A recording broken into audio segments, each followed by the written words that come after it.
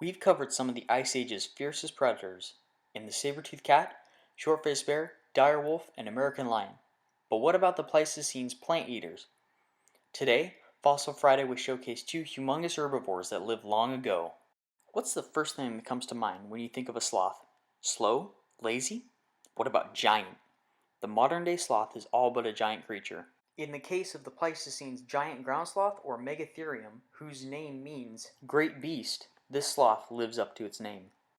The giant ground sloth was big even compared to the short-faced bear. It weighed 2,200 pounds and stood upright of 20 feet from head to tail. Although it would normally walk on all fours, this beast would use its height to reach the taller leaves up in the trees while it would eat and use its tail as a tripod and balance itself. It would also eat low-lying grasses and other terrestrial plants. The sloth would use its large curved claws, like this one you see here, for digging up the plants, pulling down branches, and defending themselves. Because in an ice age full of predators, even the giant ground sloth was prey to many. The giant ground sloth called the lowland grasslands and wooded areas near rivers and lakes of South America home. The Ice Age saw many elephant-like creatures. You had the famous woolly mammoth, the largest Columbian mammoth, and the mastodon, who were very similar in size to Asian elephants. The American mastodon, or Mummet americanum, was another humongous herbivore that weighed between 4 to 6 tons and could be between 10 and 8 feet tall.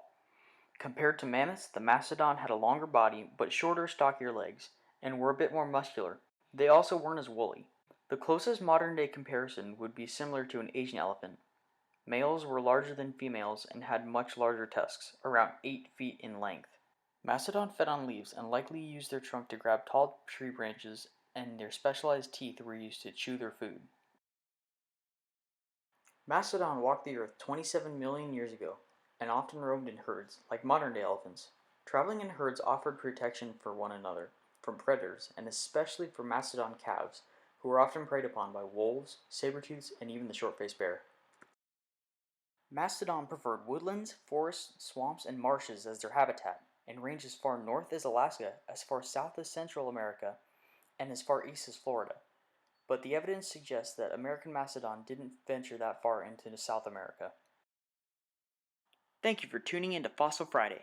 This was the last of the Ice Age series. I want to know what Pleistocene predator and humongous herbivore was your favorite.